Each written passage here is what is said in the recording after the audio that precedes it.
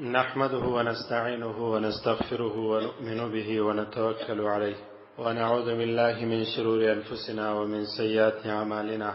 من يهده الله فلا مضل له ومن يضلل فلا هادي له، ونشهد أن لا إله إلا الله وحده لا شريك له، ونشهد أن محمدا عبده ورسوله.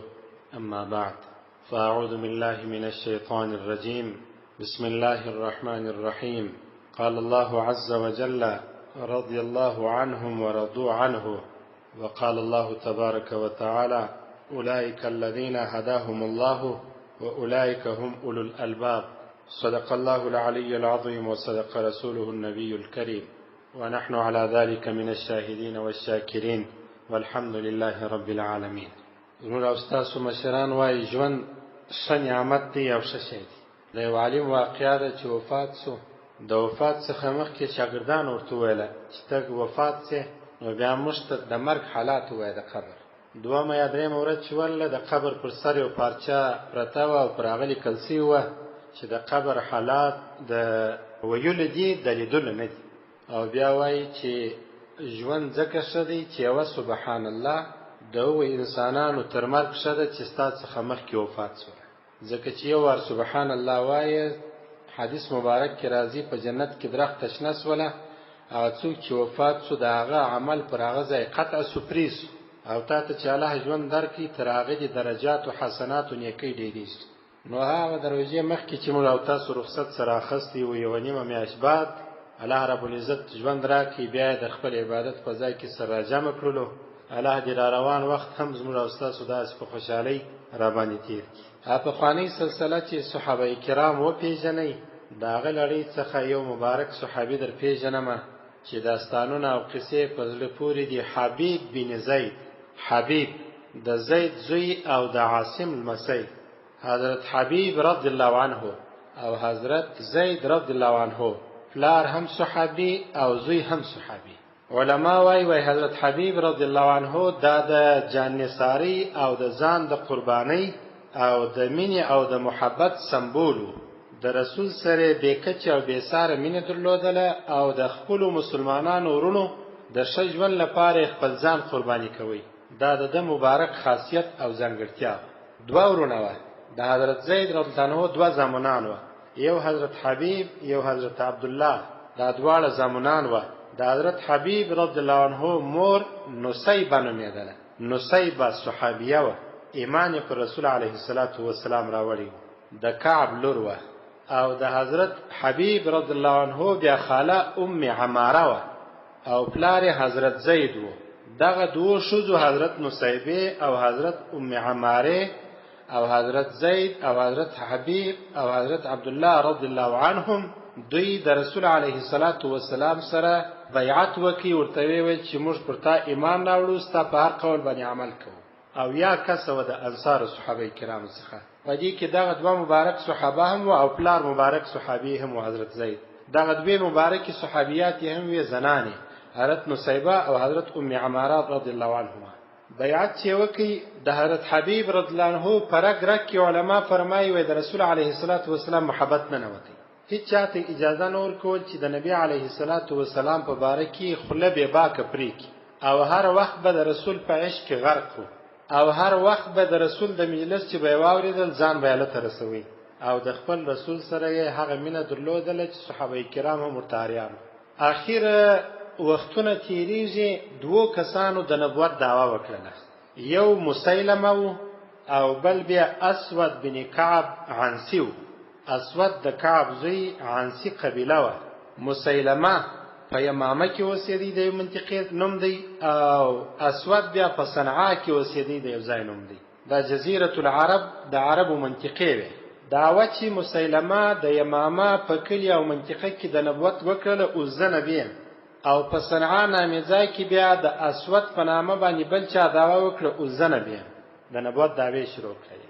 اخر پر دغه دعوه پاته نسول مسلمانان او خلک یې د درواغجنې دعوې ته رابلل، اولاسي پر ما ایمان راوړي. هغه رسول چې کوم خبره کوي چې نوم محمد دی صلی الله علیه وسلم هغه دروغ وایي، هغه نبی نه دی. العیاذ بالله. مسیلمه چې نوم یې د نبوت دعوا وکړله، خلک یې هم باره د خپل دروغجنې دعوې ته تشویقوله، پرېښوله نه، او په مځکه کې فساد خپروي او د خلکو ذهنیت یې خراب ور جوړوي. په اوس زمانه کې هم ډېری کافران او هغه کسان چې د اسلام مخالف او دشمنان وي د انسانانو ذهنیت خراب ور جوړوي، پر خپل علماو، پر خپل اسلامی ملکو، پر خپل اسلامی انسانانو، پر خپل عوام مسلمانانو ورونو د انسانانو ذهنونه خراب جوړوي.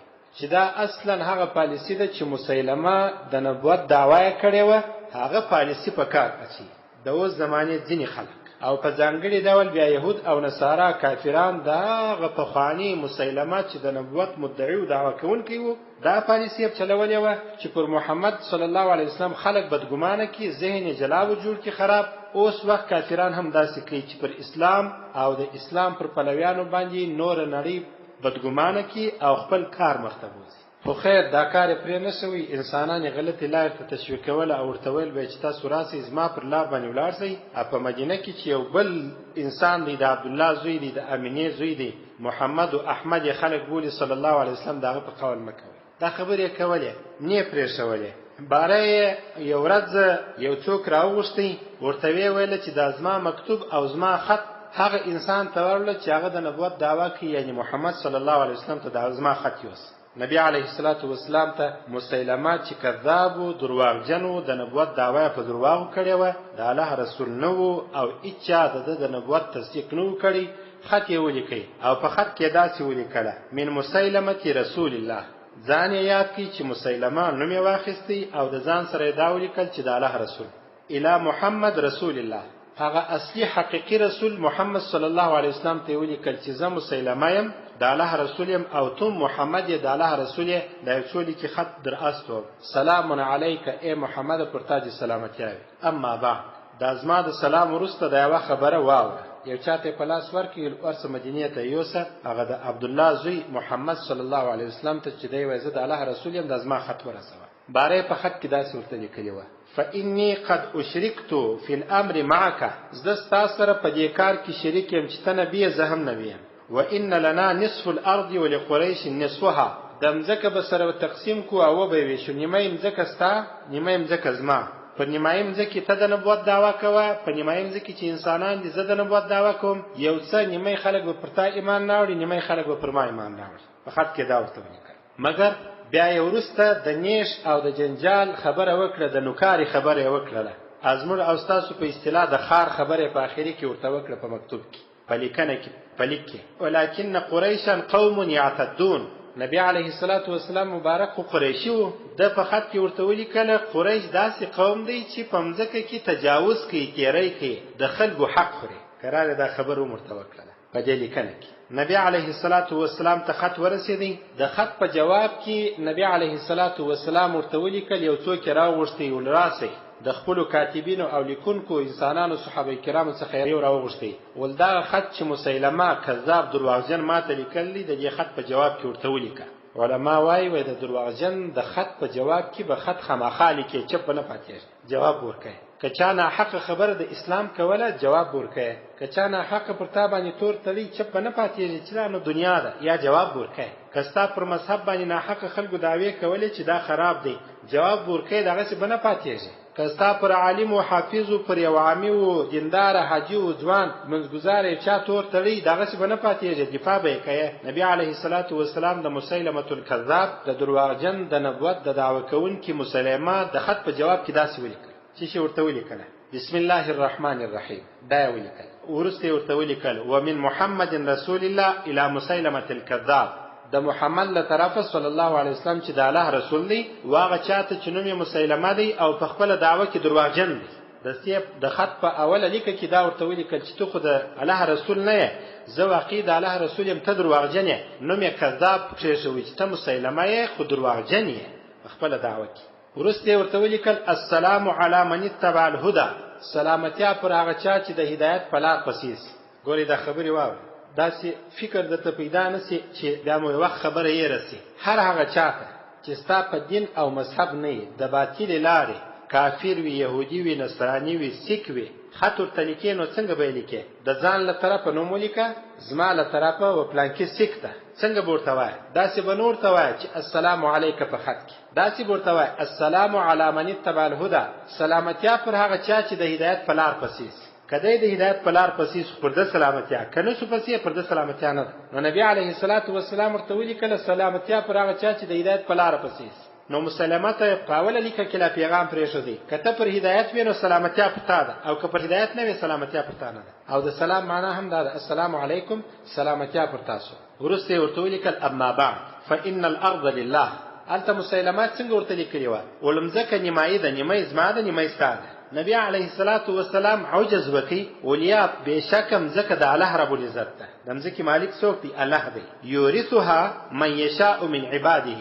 الله رب العزت د مزکه په میراث هغه چاته ورکي چې الله په خپل بندگانو کې یو بنده خوښ کی. دا څنګه د شته داوا کوي نیمه مزکه زما او ما ته وایي نیمه مزکه زدا ده. الله د مزکی مالک دی، په میراث کې چې هر چاته ورکي ټول مزکه بس د الله خوښ، او هغه چاته ورکي چې د الله خوښ شي، او هغه انسان الله خوښ کی. او بیا ورته وویل والعاقبۃ للمتقین، او آخري انجام د ټول ژوند، د آخري خاتمه د ژوند د دغو انسانانو لپاره ده چې تقوادار وي. مسلمه کته متقی او پرهیزګار وي، د دنیا شی او شادي به د آخري انجام پورې اړه لري. آخري انجام به پر ایمان سي، آخره خاتمه به پر ایمان سي. او که درواغجن وي بیل ایمان به د دنیا څخه ولاړ. عجب څه خبرې دي. رب دې دون ژوند ما ته راکړي چې ازما په لیک کم ارمانونه دي او بیانونه هغه ټول درته وکړي. ډېر نادره بیانونه دي. یو سلسله که ژوند شروع کومه د انبیاو وصیتونه او د صحابه کرام وصیتونه. انبیاو کوم وصیتونه کړي دي او صحابه کرامو دا نو چې شپږ کاله پر د عادي ژوند نور ولويږي په مچ کې بیا خلاص ول.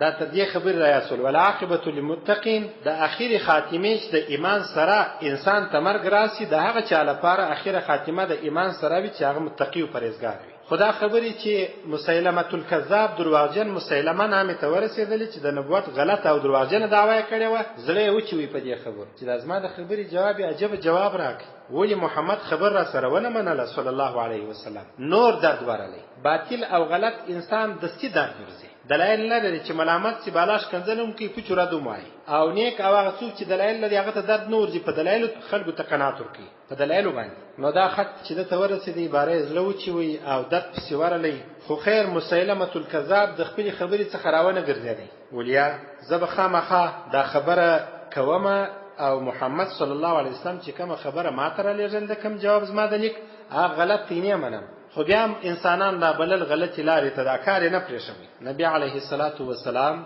باره صحابه کرامو ته وویل اولداس یو څوک سته چې زما بل خط مسیلمه الکذاب ته وروړي او زما بل پیغام هغه ته ورسي. په ټولو صحابه کرامو کې رسول الله صلی الله علیه وسلم د دغه مبارک صحابي د حضرت حبیب رضی الله عنه انتخاب وکړ. په ټولو صحابه کرامو حبیب په څه معنا؟ د الله دوست، د الله خوشتوي انسان، د الله چې مين ورسره کوي، محبت ورسره کوي. رسول صلی الله علیه وسلم حضرت حبیب بن زید دغه مبارک صحابي انتخاب کړي او ورته ویل چې د ازما خط ورواله.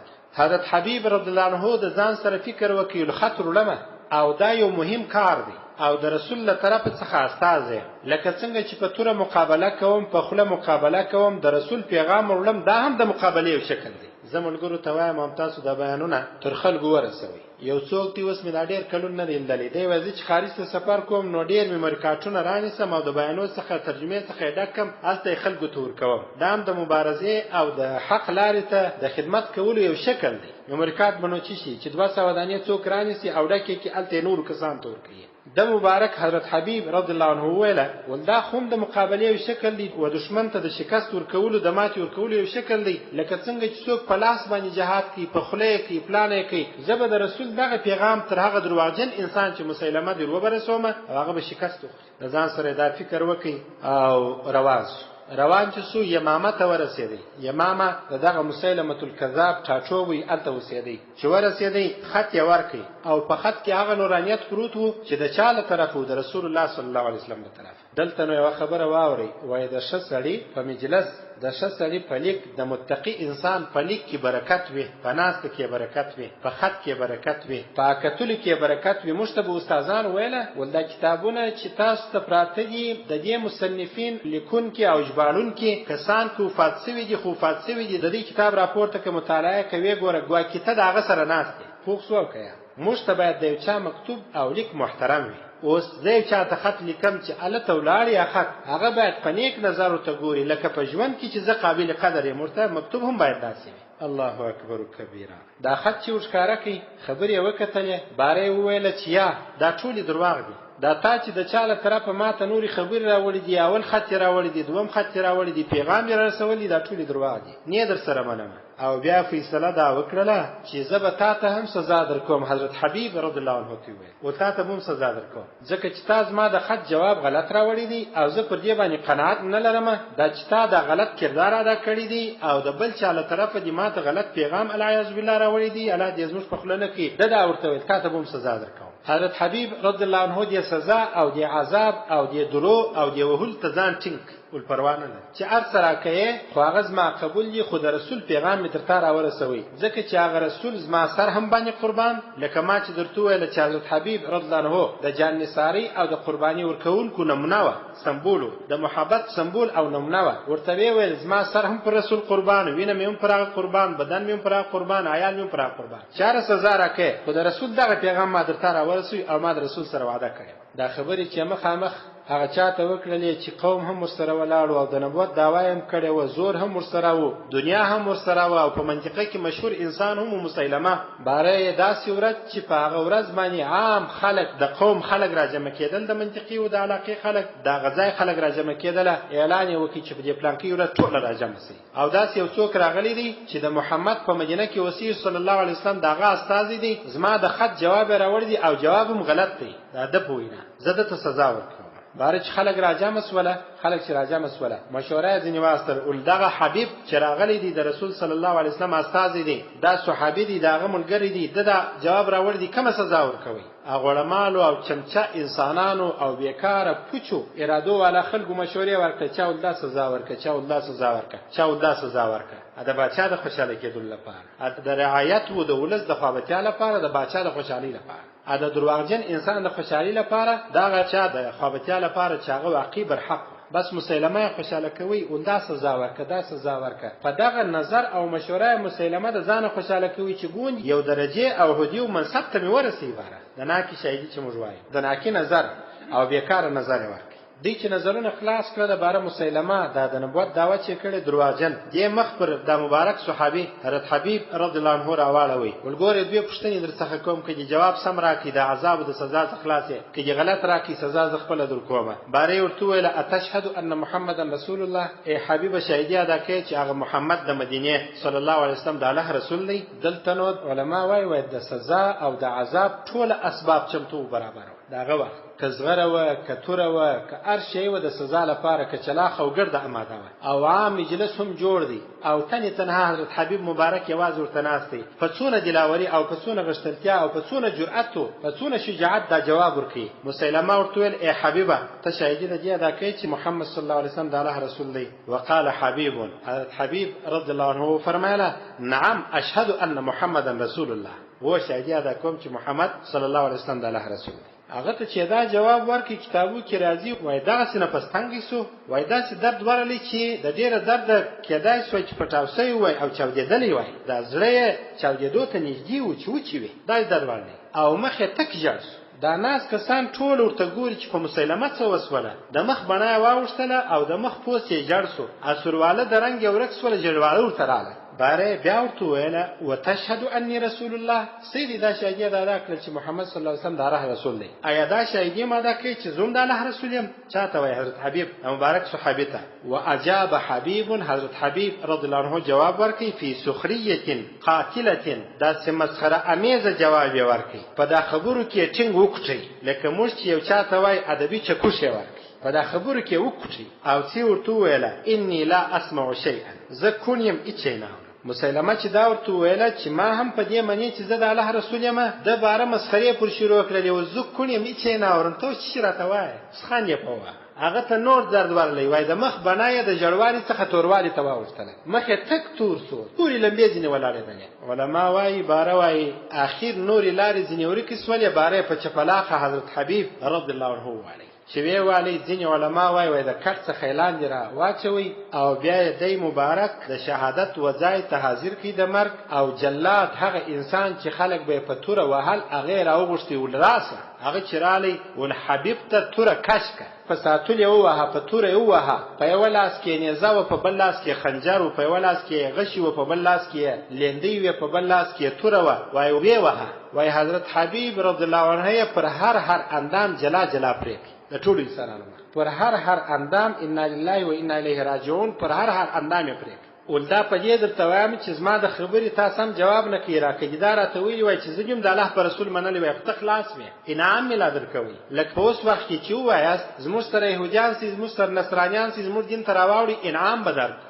ملاله یوسفزۍ چې هر څه خبرې یې وکړلې د دنیا مډالونه اوس دا بدرنګه وړي دا نو پېښور کې چې وخت حمله پر اوس تر ټولو بدرنګه ده مګر په دنیا کې تر ټولو ښایسته اعلان ابل وخت چې بیا صحابي او رسول ته ښکنځل یو شي کړي و هغه ولاړه له کفري ملکو واخله اوس د دنیا د انعام د نوبل جایزې ګټون کې هغه شي دا ولې وای ته یو کار ماته وکړه د دنیا انعامات نوبل گیفټ او جایزې مشتاق ته درکو مسیلمه هم حضرت حبیب رضی الله عنه دا ویل کړي دا ویل وای چې زه هم د الله رسول یم نو د نړۍ جایزه دغه وخت جایزه او انعام به مې درکړی وای دا چې تا دا ونه ویله جلا جراوشتي او ټوټه ک پر هر اندامه پر هر بند جلا جلا پرېکړه علما وایي پلای ټول اندامونه جلا جلا کړل او بیا یې هر اندام ټوټه دا سخت عذابونه په ژوند یې پریستي یې پلای پښې ځینې جلا کړلې بیا دا ټول ورون ځین جلا کړي بیا لاسونه ځین جلا کړه بیا سر ځین جلا کړي بیا سینه ځین جلا کړه بیا نس ملا جلا کړله بیا پر دا هغه مزله خنک نو سو هر اندام بیا ټوټه کړي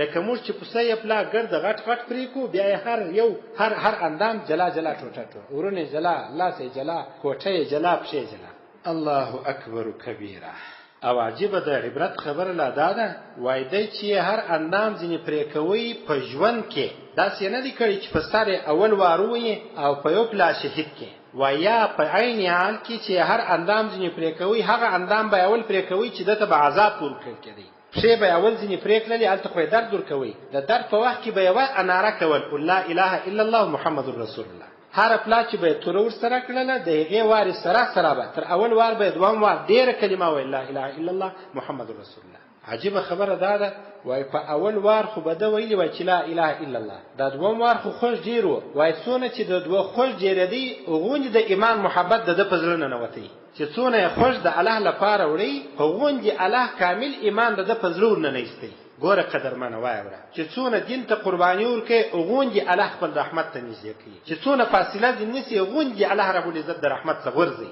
هر څوک چې الله دې موږ خپل رحمت ته نږدې کړي خبره لا په دې کې نه ده رسول الله صلی الله علیه وسلم ته د خپل مبارک صحابي د شهادت خبر راورسېده او رسول صلی الله علیه وسلم صبر هم نسوای کولای خدای الله رب العزت وحی ته په انتظار مور مبارکه حضرت نصیبه رضی الله عنها چې خبر اسوله بیتاب اسوله سخت بیتاب اسوله او بیا انتظار کوي چې تر هغه وخت به نه کښېنم تر څو د خپل زوی حضرت حبیب رضی الله عنه قاتل په خپلو لاسو مړ نه کړم الاصابه فی تمیز الصحابه کې راځي وایي حضرت نصیبه رضی الله عنها د ځان سره وویله ول تر هغه وخته به غسل پر ځان باندې وانه لومه یعنی دا مطلب تر هغه وخته به خپل خاوند ته نږدې نه سمه تر څو چې د خپل زوی حضرت حبیب قاتل ما وژلی وي حضرت حبیب ټولې غذاوې کړې وې او پلار حضرت زید مبارک هم په غزاو کې بوسر شامل و او په ځینو غزاو کې مور هم حضرت نصیبه رضی الله عنها سره شامل و جنگونه کېدل د حضرت ابوبکر صدیق رضی الله عنه په وخت کې د یمامه جنگ پیښ شو ډېر مشهوره غزا او جنگ و په دغه وخت کې وای صحابه کرام تیار سوله د حضرت حبیب رضی الله عنه مور هم رااله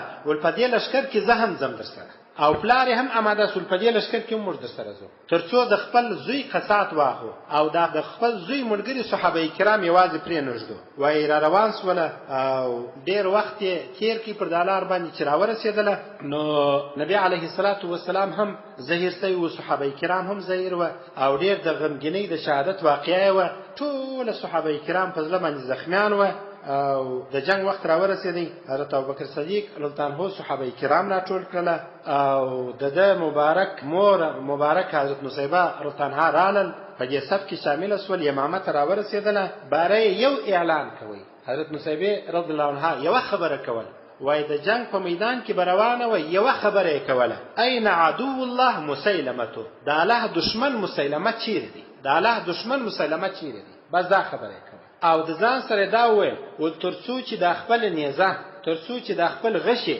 د مسیلمه په وینو باندې ونه للم، تر هغه وخت زما تاب او طاقت نه کیږي. هغه چې ورپسې وه د حضرت حبیب رضی الله عنه مور هم د حضرت حبیب رضی الله عنه پلار هم، د دواړه مبارکین په پسې وه. اخر یې صحابه کرامو او دوی مسیلمه په قتل ورسوي، مړې کړي، او دا فتنه د همیشه لپاره ختم سوله او مړه سوله، په مځکه ننوتله. د نبوت دغه درواغجنه فتنه او دعوه او د خپل زوی قصات یې واخیست. علما فرمایي وای هغه غم چې حضرت حبیب رضی الله عنه ته په ژوند کې رسیدلی و، بدن ټوټه ټوټه سو، او دا غم او تکلیف په وجه مور او پلار او رسول صلی الله علیه وسلم زیر سی و.